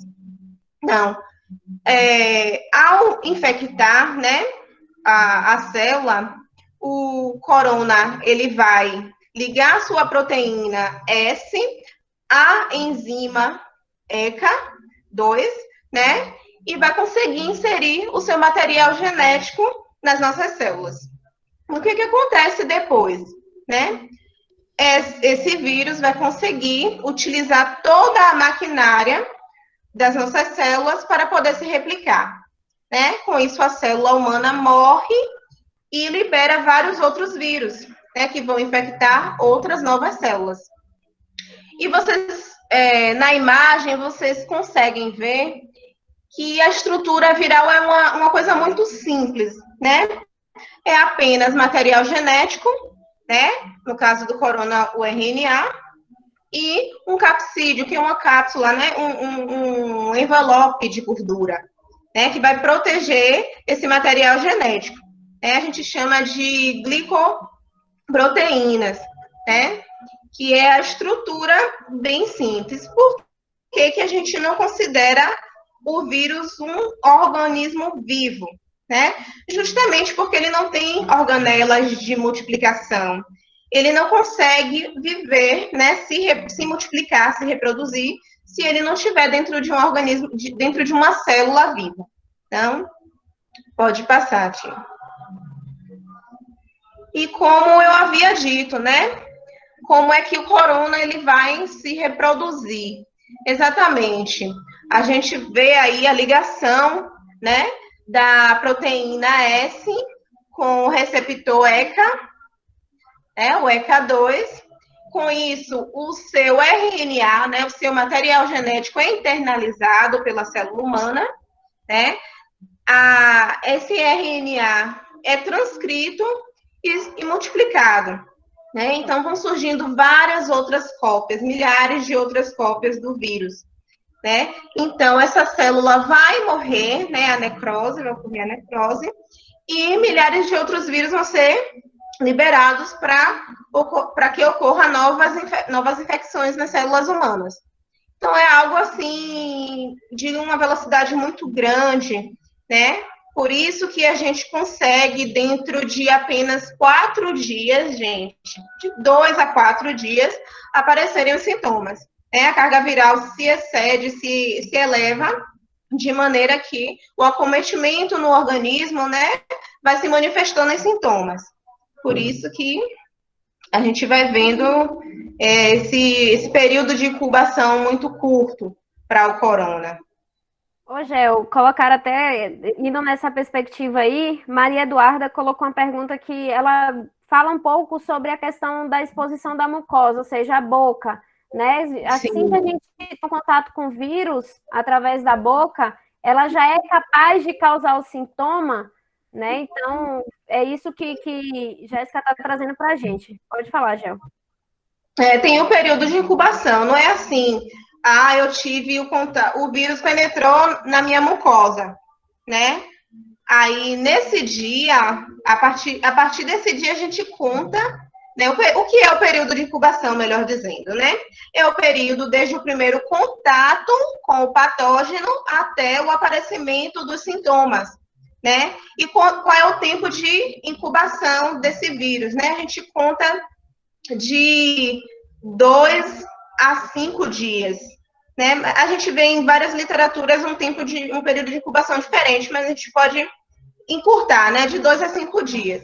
Você teve o contato hoje não significa que vai se manifestar sintomas hoje em você. Não teve a replicação ainda do vírus. A carga viral é muito pequena para se manifestar em sintomas, né? Então, por isso a gente tem esse período de incubação, que é o período que o vírus vai estar se replicando nas células, né?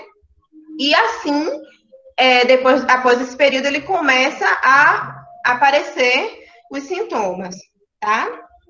E outra coisa, já que o pessoal coloca aqui, uma coisa que a gente discutiu essa semana ainda, que foi João Gabriel e Giovana que colocou para a questão dos assintomáticos. Os assintomáticos, eles são capazes de liberar o vírus, né? Eles são capazes de contaminar outras pessoas.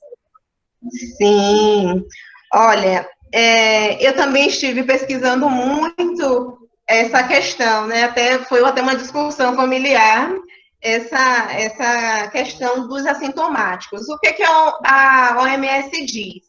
Né? Que os assintomáticos, eles podem sim transmitir, né? Mas para a pessoa desenvolver a doença, né? Para a pessoa contaminada desenvolver a doença, ela precisa estar com o sistema imunológico comprometido. Por quê? Por que o assintomático é assintomático, né? Porque ele não tem sintomas. Significa que a carga viral no corpo dele não é suficiente para desenvolver sintomas nele. Então, consequentemente, a transmissão do assintomático para uma outra pessoa vai ser bem leve, né? E para essa pessoa desenvolver a COVID, né? Ela vai ter que estar com o seu sistema imunológico comprometido, né? Porque não haverá barreiras suficientes para controlar a disseminação do vírus. Maria Eduarda, Gel, na verdade, ela falou da questão da mucosa como transmissão. Ô Duda, isso eu te respondo relacionado à odontologia, né? Então, se a gente for falar da mucosa oral, né? Então, a gente fala de saliva, não necessariamente da gotícula propriamente dita, mas você está tendo contato com a saliva, e a saliva, ela pode sim estar cheia de vírus, né? Então, aquilo ali pode ter uma carga viral que pode servir sim como transmissão, certo, Duda? Então, me desculpe aí que eu anotei aqui a perguntinha errada, foi mal. Sim, mas... Tem mais aqui, Gel. Eu fui anotando aqui enquanto estava falando, eu fui anotando o seu tempo fazendo resumão.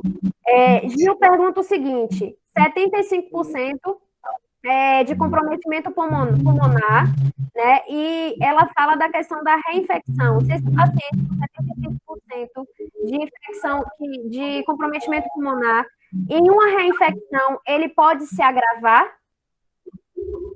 Então, foi a pergunta de Gil. Na verdade, Gil, é uma coisa que precisa ser vista. 75% de comprometimento, mas ele teve um acompanhamento, ele fez a fisioterapia respiratória, né? Acho que tem alguém com áudio ligado aí. Está dando interferência. Então, ele fez a fisioterapia respiratória, o que foi que aconteceu, né?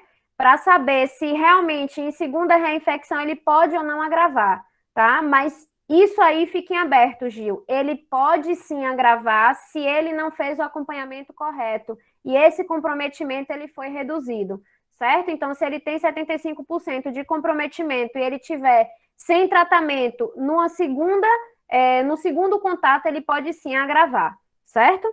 Gel?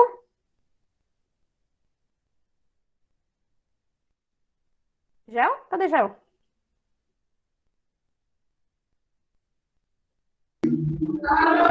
Oi, você está me escutando bem? Tô. É porque eu tô com um vizinho aqui com o som ligado, aí eu acredito que... Já, não se preocupe não, eu já imaginava. Eu moro aqui, gente, então fica os sons meio se encontrando. A gente sofre do mesmo. Onde foi que eu parei? Então, né, Tiana, você sabe. Enfim. Então... Aí agora eu queria que você falasse um pouquinho da fisiopatologia, né? Do corona. Pronto. Mas antes da gente entrar nisso, Gel, tem mais uma gama de perguntas aqui. Então vamos responder logo. Ó, Carolzinha fala o seguinte: o pai dela foi infectado e curado. E isso ela fala relacionado à questão dos testes, né? Porque não realizou os testes para saber se foi curado ou não. Carol, não é só uma indagação sua, outras pessoas também comentaram isso, né? Achando absurdo tal. Gente, a gente precisa também entender que a questão do SUS em si, né? A questão que a gente vivencia hoje, ela precisa comportar toda uma população. Então, não necessariamente é um absurdo não fazer. O ideal é, se eu quero fazer, eu vou fazer particular. Porque senão você sobrecarrega o sistema de saúde e você não consegue fazer os testes de para positivar outras pessoas, né, que precisam de um acompanhamento. Então, os kits de testes que estão chegando são poucos, né? Então, a gente não tem muitos kits, é uma demanda muito grande, então tem toda esse comprometimento relacionada à saúde coletiva em si, né? Então, a gente precisa tomar muito cuidado com essas questões. É um absurdo dizer que é curado sem um teste, mas o ideal é a gente mesmo ir realizar esses testes, porque se a gente depender apenas do sistema de saúde, às vezes ele está muito sobrecarregado e a gente não consegue comportar todo mundo, certo? Então tem esses pontos. O que aconteceu aqui com o meu marido, o que acontece? Como ele já trabalha na área de saúde, ele testou positivo, né? A gente descobriu pelo RT-PCR, né? E após o período, né, os 15 dias que foi solicitado, né, que ele ficasse em isolamento durante 15 dias, após esses 15 dias, ele ainda ficou mais 4 e depois fez a sorologia, né? Após a sorologia, não testou positivo, mas apareceu positivo para a IgG, né? Que é a imunoglobulina, que diz que ele já tem anticorpos para o corona, né? E nesse caso, ele recebeu alta. É isso que acontece. Mas quando a gente vai pensar assim, em uma quantidade maior, né, para o SUS realizar esses testes, a gente sabe que não consegue, né? Não consegue. Prioridades, né, Gel? Precisa priorizar aqueles que são sintomáticos, né, para Exatamente. Não sobrecarregar o sistema, né? O SUS trabalha dessa maneira, né, com as prioridades, né, com a triagem. Então, por isso que, às vezes, a melhor maneira da gente ter a certeza mesmo é correndo para o particular, embora isso puxe um pouquinho do nosso bolso, né? Um pouquinho. Tem outra pergunta também, Gel, que é a questão... Foi Brenda que falou sobre as medicações, e eu tô vendo que Silvia, Mari, Duda... Eu vi alguém também comentando sobre as medicações. Gente, Brenda ainda fala o seguinte: as medicações que vê na TV, né, essas questões das prescrições e solicitações que o povo fala, e a questão de causar danos, tá? Gente, é como eu digo, qualquer tipo de medicamento ele pode vir a causar danos, porque nenhum medicamento ele pode ser considerado ideal, porque ele causa riscos à população. Então, esses cuidados que a gente precisa ter. Mas o que a gente vê em especulação, a gente vê azitromicina, a gente vê ivermectina, a gente vê outras medicações sendo colocadas aí. Cloroquina. Eu prefiro, às vezes, nem falar, para daqui a pouco... Polêmico. Porque a Tiana falou, porque a Jéssica falou. Mas a gente tem especulações de vários tipos de medicações, mas a gente só toma essas medicações sob prescrição médica. Porque realmente qualquer tipo de medicamento ele pode dar reações adversas. E a questão que Brenda fala, pode causar danos, e alguns danos podem ser irreversíveis. Então, são essas questões que Exatamente. Todo e qualquer medicamento, gente, sob orientação médica. Exatamente. Não se automedicar, ainda mais que a gente não conhece não tem certeza do que esse vírus vem acarretando, né, no nosso corpo, né? Tudo isso, a gente anda pisando em ovos para falar um pouco do corona, né? Isso. Mas o que a gente conhece sobre o corona ainda é muito pouco, né? Tanto que a gente não tem vacina para isso. Né? Até os tratamentos, a gente vê, o tratamento é dos sintomas, né?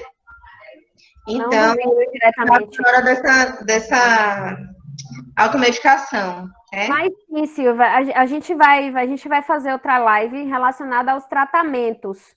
E Isso. na outra live a gente vai falar um pouco de como esses medicamentos podem vir a agir no COVID, certo? Então, eu vou deixar esse gostinho de surpresa para a próxima live. Mas, eles podem ter um benefício que depois a gente comenta um pouco sobre eles.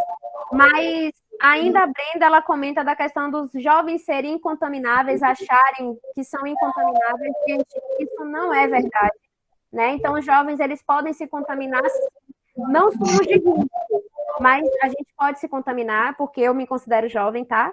Então, a gente pode se contaminar, então fica essa dica. Outra coisa, Mary, ela fala o seguinte, uma pessoa que testou positivo sem nenhum tipo de complicação, Gel, precisa fazer check-up?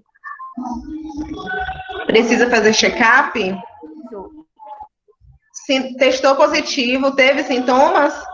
Não, ela testou positivo, teve os sintomas, mas sem complicação. Não teve comprometimento pulmonar, não teve praticamente nada.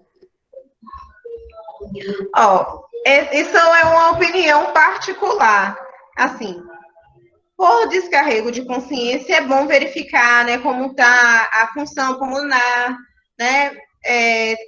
Não é fazer um check-up, mas pelo menos verificar, né, como é que está essa questão da função pulmonar, porque a gente pode tomar um susto mais para frente, né? Exatamente. O vírus não causou lesão aparente, mas existem as lesões que a gente não sente, né? Não sentiu, no momento não sentiu nada, mas pode ser que num esforço maior e tal, venha a, assim, se aparecer algum sintoma, então uma investigação, né, para ver como é que está a função pulmonar seria ideal, né? E não só, eu concordo que não só as questões pulmonares, mas se possível, não um check-up geral, mas que possa sim ter um acompanhamento, não só com esqueci agora, mas um acompanhamento com cardiologista também, enfim, é sempre bom, né? É como o Gel fala, é opinião particular, é uma precaução que você está fazendo, né? Então, você já consegue avaliar todos os funcionamentos e isso vai tornar você mais tranquilo, né? Relacionado ao que pode vir a acontecer. Porque o que preocupa a gente é a resposta depois. Por mais que não tenha as complicações do COVID, possa ser que ainda ficaram resquícios, alguns tipos de sequelazinhas que não é perceptível, né, em termos de sintomas, mas é sempre bom a gente avaliar. A gente da área da saúde, a gente sempre diz isso, né, Gel? É bom prevenir. Investigar.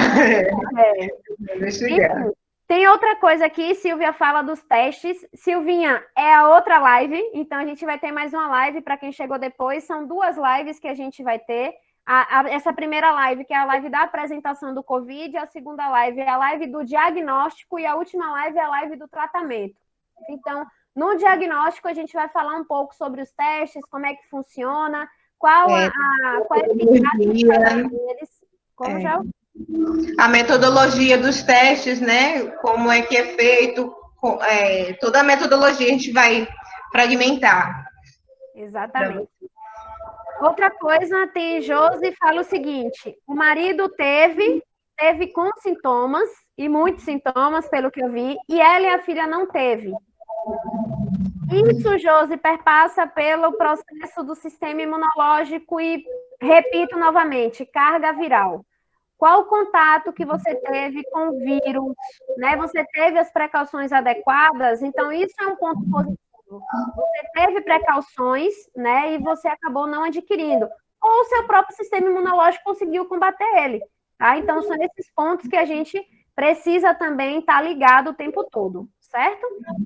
É uma característica também, né, do sistema imunológico, né? Porque senão a gente ficaria doente por tudo, né? Exatamente. Qualquer contato com qualquer tipo de bactéria, né, a gente adoeceria. Então, desde o nascimento, a gente já acarreta, né, a imunidade inata, que a gente chama, que a gente traz algumas imunoglobulinas do sangue da nossa mãe, Exatamente. né? Então, e com o tempo a gente vai tendo contato com uma ou outra bactéria, um ou outro vírus, e o nosso sistema imunológico vai se construindo e se fortalecendo, né?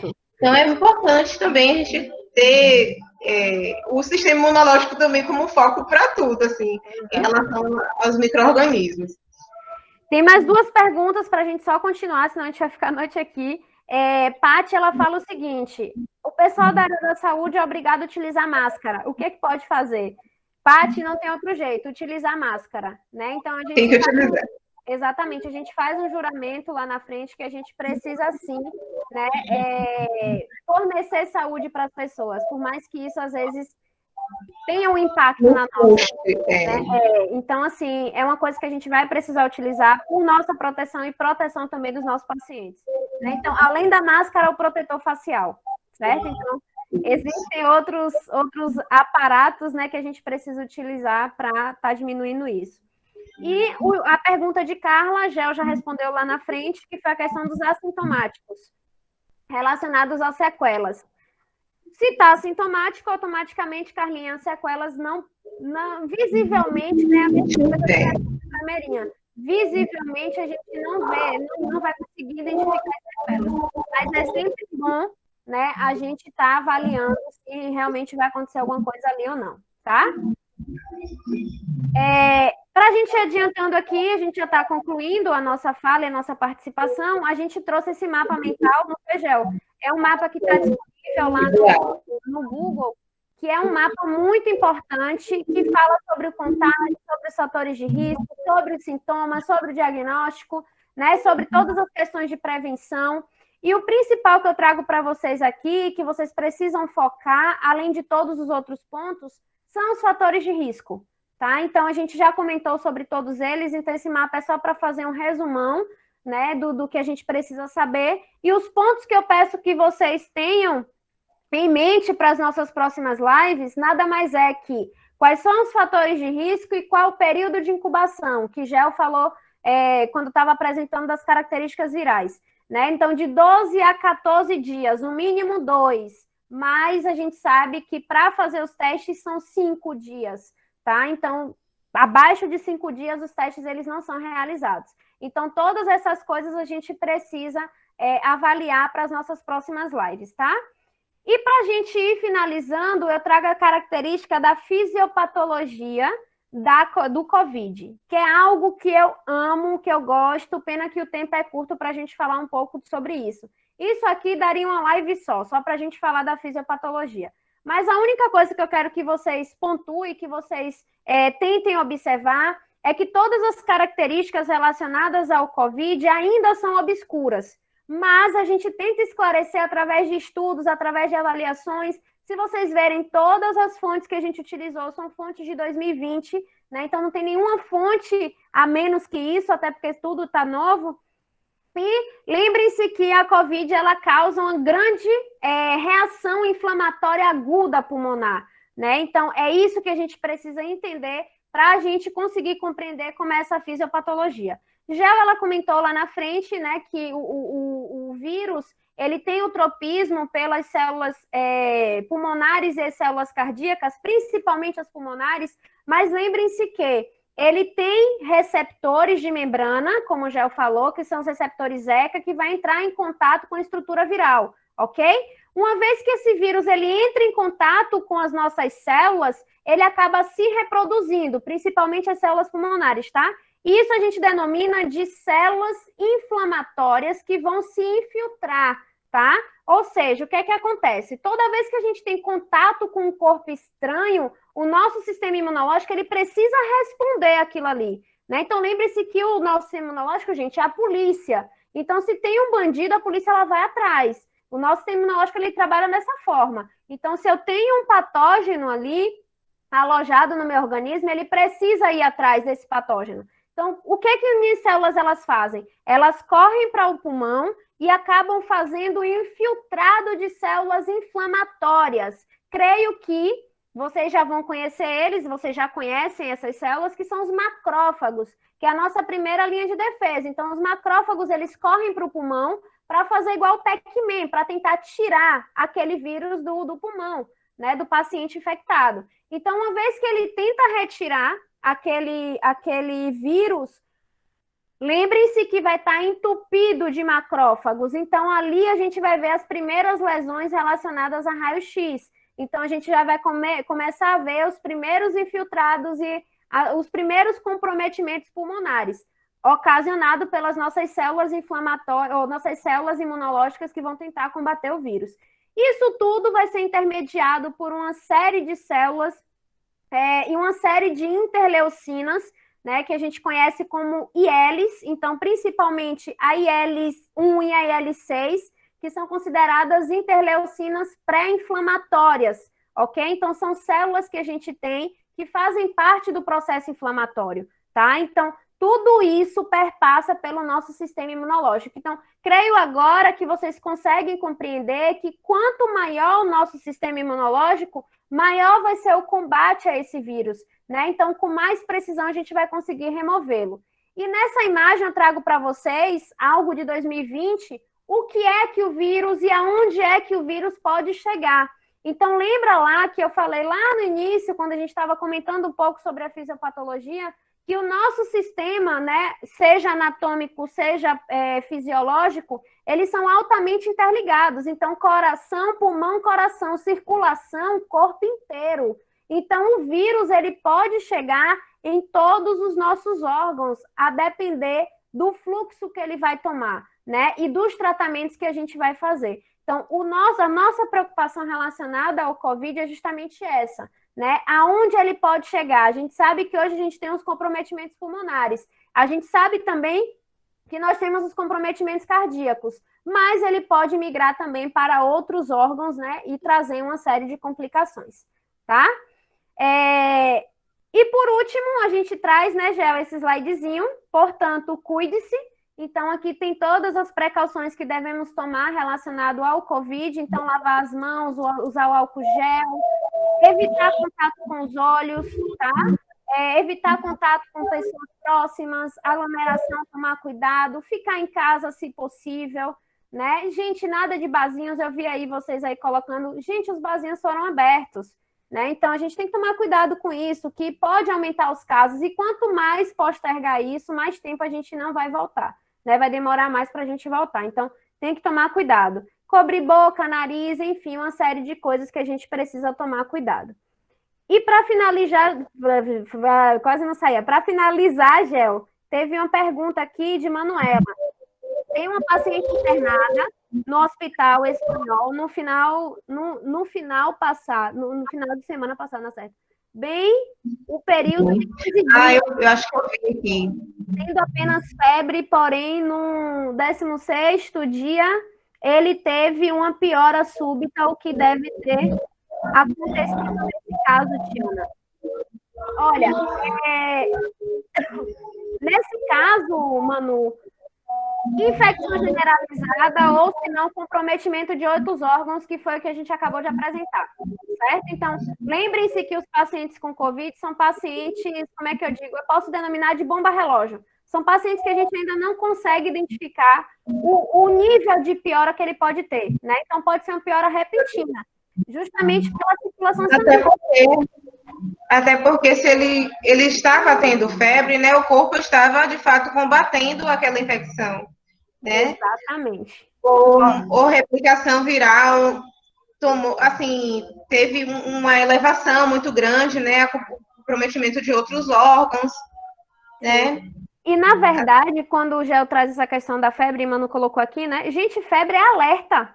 Então, febre é alerta. A gente não pode colocar, Manu, às vezes, apenas sintomas de febre. Gente, febre é muita coisa, né? Então, febre, como o Gel falou, é uma reação do nosso sistema imunológico contra algo externo. Então, pode ser vírus, bactéria, fungo, pode ser o que for. Então, não, e é um combate efetivo. Às vezes a gente tem uma febre e vai lá, toma um antitérmico. Não toma. A febre, ela tem que ser controlada. A gente não pode deixar que a febre, ela se exceda. Exatamente. Né? Mas não vai tomando antitérmico assim que aparece uma febre, não, gente. E às vezes essa questão da febre, pronto, ele pode ter tido febre no 15º dia, no 16º ele estava normal. Porque às vezes o nosso sistema imunológico ele consegue mascarar também, né? Então, se ele mascara, não quer dizer que a infecção ela foi estabelecida ali, não. Ela pode estar ali, mas foi mascarada pelo sistema imunológico, você não vai conseguir perceber. E também a utilização dos medicamentos, né? Às vezes, quando está lá em hospitais, vai lá e dá um antitérmico, diminui a temperatura do paciente, mas o agente causal não foi destruído. Então, o agente causal ainda está ali. Né? Então, e ainda existem, né, Tiana, as infecções latentes. Exatamente. Né, que podem, o vírus permanecer ali em estado sem replicação, sem nada, sem se multiplicar, né, sem se inserir em novas células, porém, ele está ali. E numa queda do sistema imunológico, ele ataca novamente. Tá entendendo? Então, são várias situações que o nosso corpo, ele passa, né? Ele passa por várias situações, por vários testes, como uma maneira do vírus tentar driblar o nosso sistema imunológico. Sim. E, para finalizar, eu vou deixar com gostinho também, né, Gel? A gente vai deixar com gostinho a questão da vacina. Então, tem alguém aqui perguntando o que é que a gente acha sobre a vacina. A gente vai falar no tratamento, né? Mas, de antemão, a vacina ela vai demorar um pouco, tá, gente? A gente vai explicar mais ou menos como é que acontece esse processo para a produção de vacinas e vocês vão ver que demanda de um tempo muito grande e que isso não vai ser feito do dia para a noite, tá bom? E, por último, gente, obrigada pela atenção. Vai passar, logo a gente volta a se abraçar. Gel? Oi. Exatamente, né? Eu acho que a gente conversou um pouquinho a mais do que deveria, né, Ti? Foi. Mas, enfim, gente, foi um pouquinho, assim, das informações que a gente vem tentando juntar, né, assim, com o máximo de fonte segura, né, fidedigna, para trazer para vocês essas informações. E como eu já falei, né, as informações que a gente tem sobre o corona, até mesmo artigos científicos publicados, não temos, né, como fazer uma pesquisa, assim, mais, uma fonte mais segura. Mas as informações que nós trouxemos, né, dá para a gente ter um pouquinho de conhecimento. E a gente continue se cuidando, né? Quem puder ficar em casa, fique em casa. Evitem a transmissão, né, a circulação do vírus.